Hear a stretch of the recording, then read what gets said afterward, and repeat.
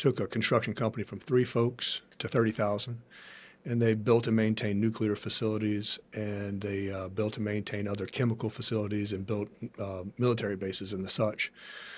That's my dad's brother. When he sold his company, he came back to the mechanical company and said, we've done something interesting in the past. We built a big cogeneration plant for LSU and for Louisiana Tech, and we were looking at one for Texas A&M. And his question to us was, how do we do that again, and why did you ever stop, right?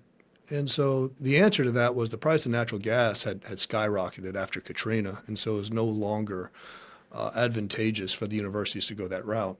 But the universities have very high utility bills, right? Mm-hmm. Because of the size of their campuses, 1, 2, 3, 7 million square feet, right? And so we explained the business model to him, and he understood it, because of his past business, and he was involved in the LSU project himself. His company was. And so we explained how it works, and naturally he understood that, and he said, well, what stops you from doing it now? And it was easy, money. He says, well, I'm starting a capital company, so we'll eliminate that. What else stops? And so we realized that nothing really stops it. It's just that people didn't understand how to do it. And we set out on a mission to finance energy plants differently, right?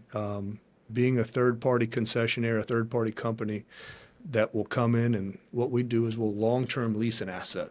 So we'll come into, let's just say, big pharma, and we'll see let's do nonprofit healthcare. We'll go into a big healthcare organization, we'll long-term lease their central plant. As consideration for that lease, we'll do a large energy conservation project inside their facility, right? And so what that does is that re-ups the infrastructure, because we're at a turn now in where we are just in history, where, a central plant and the infrastructure needs to be reimagined and reconstructed probably every 30 years. Sure. Right. And in healthcare, money's tight. The margins are razor thin.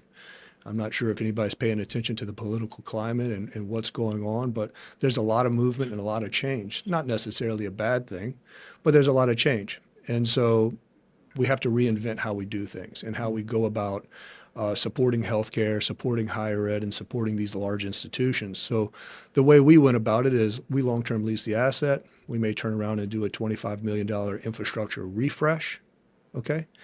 And then we sell back the chilled water, the heating water, and the steam that's made by that central plant to the user as a commodity.